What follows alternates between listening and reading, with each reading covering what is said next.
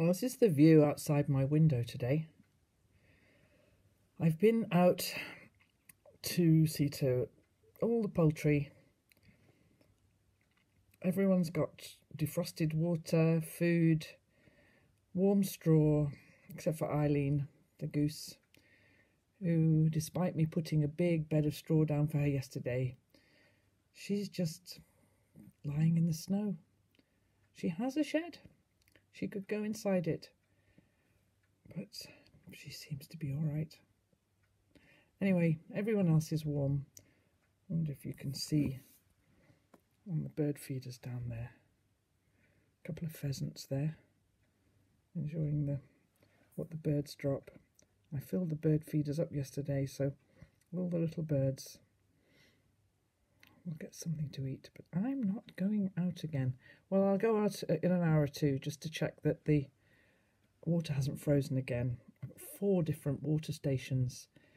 The rescue hens, the hens in the shed, the Aracanas and the polytunnel. All of them need me to just check, top up food and check that the water hasn't frozen. But for me today, I am not driving to Liverpool. Surprise, surprise. No, I am having a colourful indoor spinning day, and we're going to have a look at that now. Okay, so today it's a complete whiteout out there, and so I'm going to, I was supposed to be on my way to Lancashire. Not in this car, I'm not.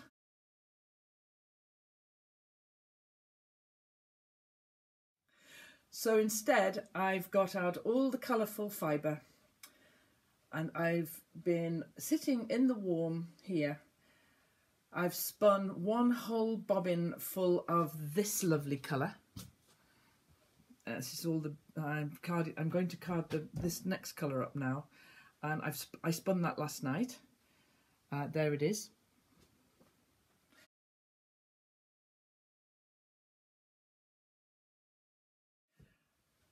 And now I've selected all these colours from the boxes I showed you, the Will You boxes, and also from some of the stuff that I've got. I've got loads of fibre that isn't these 3 boxes that I got. I've got some other stuff as well. This beautiful fibre is, it's Norwegian wool. It's got a real spring to it. And I bought that last year, no, maybe actually the year before. And spun, yeah, the year before, and spun a lot. This is it as well, here. And I spun a lot of green and made a cardigan. Maybe I'll dig that out later and show you the cardigan. I wear it a lot, it's lovely. So what I thought I would do is ply that bluey blue with this pinky pink and make a very stripy barber pole effect yarn, which will then be for some knitting project or other. I have got an idea for what I'm going to do with it. So I'm going to card this then, and this is carded in a fairly random way, not sort of in a particular way, so I think I'll do this in the same way. This is my fantastic drum carder. Whoops a daisy, let's get it going. Oh, let's not get that stuck in it. There we go.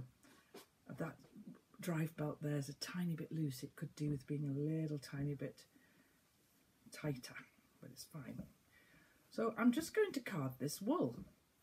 Now, forgive me if you're a spinner and you know what I'm doing, then, you know, forgive me for telling you what I'm doing, but I'm going to tell people who perhaps aren't quite so sure. Carding then, this fibre here, this is how I buy it. You can get it off a sheep, of course. But I buy it like this, that's already been processed and coloured and dyed in beautiful ways. Many different breeds of sheep. This one, as we looked at the Will You box the last time we opened it up, this is silk. And for this selection here, I have put in a tiny bit of that. Now these things are carders. This is traditionally what, if you were doing a small amount of spinning, this is how you would get all the fibres going in the right direction and blend them. This, though, is a bigger version of that. And so I'm going to just introduce the, come on, drum carder, that's it. I just want this wheel here. There's a little wheel that you can't see. It's called the liquor in. I'm not actually using it at the moment, but I will be in a minute maybe. So what this beautiful machine, I love this machine. What this machine does, it allows me, all the fibres are already running in the right direction. They're all running up and down, ready to spin. But this allows me to blend them and organise them and sort them out and make something called a rolag, which is a nice thing to spin with. So I'm just choosing, I've selected all these fibres. They're all pinks and purples, which will go beautifully with the blues, I'm hoping, when I ply them together. Now, because it's like this outside, there's absolutely nothing I can do outside except go out 2 or 3 times a day and check that the water hasn't frozen over for everyone. But apart from that, I'm indoors. So soon I'm going to make some soup. I'm going to make some lentil soup. And I've got a bread maker and I've got some bread making. So I'm going to be fine. It's also warm and cosy because at the weekend I brought a load of logs in, so I'm okay. I just feel really sorry for anybody who has to work outside today or drive to a job a long way off. And also, you know, all those poor animals out there. My hens are all fine and my goose is making a choice to do what she wants to do, so what can I do about that? So I'm selecting, tell you what, I can put a picture in here because I took a still earlier. I shall insert a still.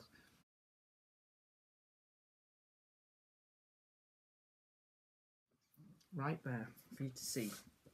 There you are. That was nice, wasn't it? It's a lovely range of pinks and purples.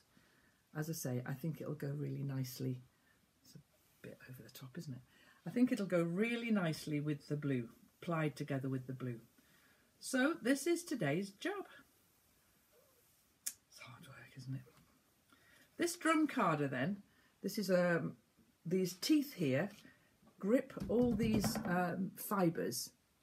There's some scraps from the last lot of spinning I did, so I'll just put those in as well. And this is there's many different makes of drum carder, and this is a Patrick Green drum carder. At the time I bought this, I got it from a friend of mine who was selling up her spinning stuff. I had no idea who Patrick Green was, but I appear to have got the Rolls Royce of drum carders. So I'm very happy with it. This is this lovely stuff here. I think we'll put a little sliver of that in and see how that spins up. So when I'm spinning this, I'm choosing films to watch, music to listen to. I'm having a lovely time. Let's see, what else haven't we used? We haven't put any of that in. Now this is this stuff.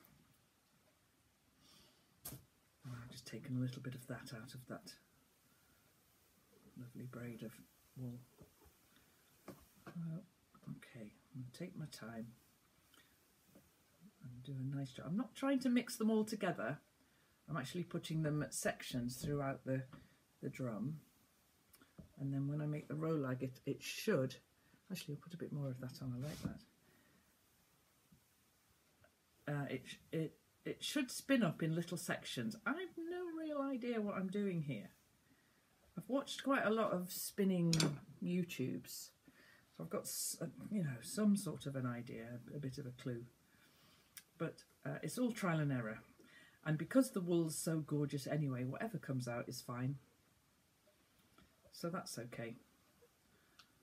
Now, this beautiful sari silk, I'm going to put a little tiny bit of that in, so it just does a little pop of silk when I'm spinning it. I'll put it all in the same place there, so that it'll, and I'll show you why I'm doing it like that in a minute.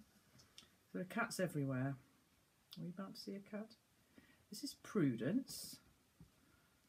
They love my spinning because they just like sleeping on the fibre, so I've got to be careful if it's really, really special fibre to just shut it away well. This is lovely. That can go there. a little bit of organising going on here. And when the handle gets to the bottom, I can see there's a break in the teeth here, and I can see pretty much what it's looking like. Not looking ready yet. Okay, a little bit more of that one there. I've got a tiny bit of this creamy white as well, which again will just put a little pop of colour in there. Doesn't matter too much if this wheel doesn't go. I oiled this up yesterday and gave it a really good oiling, and my spinning wheel too. Oh, look at that lovely pink. Let's put a bit of that in. And it's like working with a new machine when you put a decent bit of oil on. You just forget, don't you? I forget that it may need oiling, and I probably leave it a little bit too long. Now, this little thing here allows the whole lot to stick on the drum a bit more. Then I'll show you how we take it off. I hope I'm not teaching you to suck eggs, you people out there who are spinners, but I'm guessing that, you know, some of the people who watch this for the gardening or the hens, you know, maybe you're not spinners. I'm a spinner because I have a friend, very good friend, who weaves, Barbara, and maybe 3 years ago now, she sent me an email saying, I'm moving house. Do you know anybody who would like my spinning wheel? I thought, oh, maybe I would like it.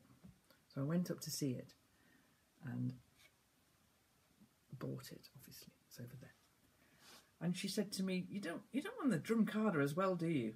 And at the time, I thought, no, I've got a pair of carders. I don't need a drum carder. What do I need that for? And she said, go on, have that. You might find it useful. And I said, oh, go on, all right then. So I bought it as well. Best thing I ever did. It's just so, it's so good for what I'm doing here. So Prudence. Prudence is going to knock the camera over. Go on, there's a good girl. Sadie is asleep on the best spot in the house. And so Prudence is having to do with the second best spot. Okay, that's going to be enough, I think. Yeah, I'll just give that a splat down. Now I need this thing.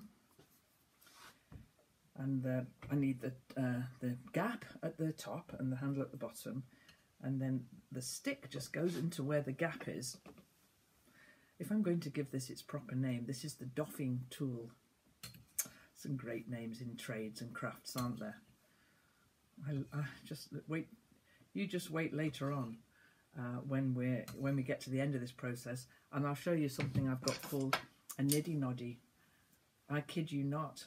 Now, so the wool is sticking up a bit like that, okay? And what I want it to do now, I want it to come off in little sections so it's easy for me to spin.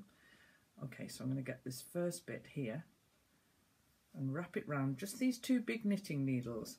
I'm going to hold the handle, wrap it round, pull and wrap like that until it's about big enough, and you'll see how I use them a little later on. Then slide out the needles, and what I've got then is this gorgeous, very light, airy, full of air wool that I can spin from this end here. And so here's the blue ones here, and they'll be plied together. I think they'll look quite cute. Now I'm going to take all of this wool off in the same way. So I'll wrap it round, hold the handle and pull. Oh, I've got the bread cooking, the bread maker. It's just started cooking. It smells delicious. Ooh, smells good. So bread and soup for lunch. Yum. There we go. So I just pull off just about enough. One needle out, the other needle out, and another one of these little rolags. So I'm going to do that this morning with all of these. I have this as well, which is a little pin on a stick. It's pull them all. Oh, just to make sure that I get all the fibres out. Come on, you little bit of pink. You can come as well. Thank you. There we go. Yeah, so it's good to have some colour on the go when it's absolutely white outside.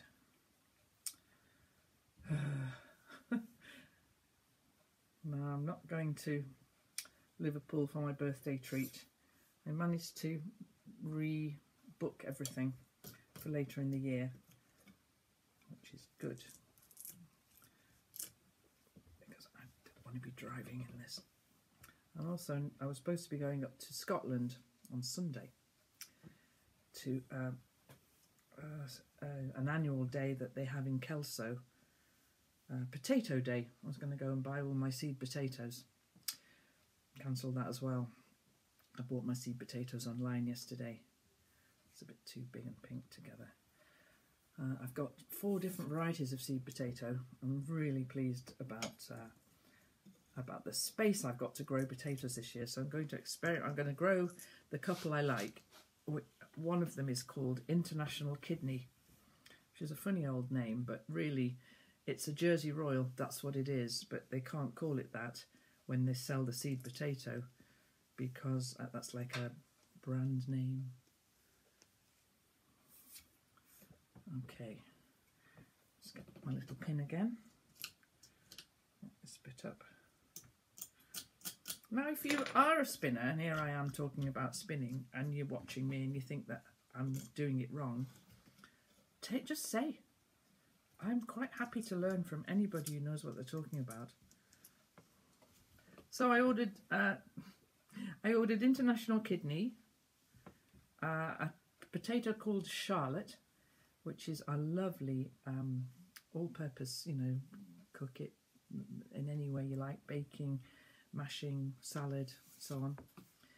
And then I got another one called Enya, which is an experiment for me. I've never grown that one before. Another salad potato.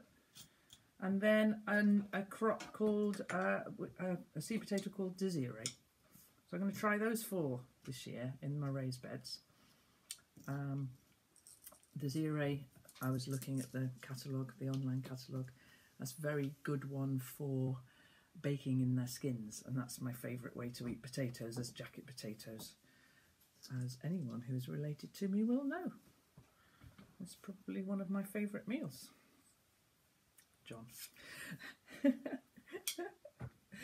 He has a joke about that. Yeah, I said I live a very simple life. Okay, so this is the last little bit here, and what I'm going to do is make more rolags, but now that you've seen one full drum's worth come off, I'm going to do it fast. Speed them up. Okay. That's just a little one, that's okay. So what I've got now then is these beautiful things that are ready for spinning. I like those. All the lovely colours that I want to put together with all of these lovely colours.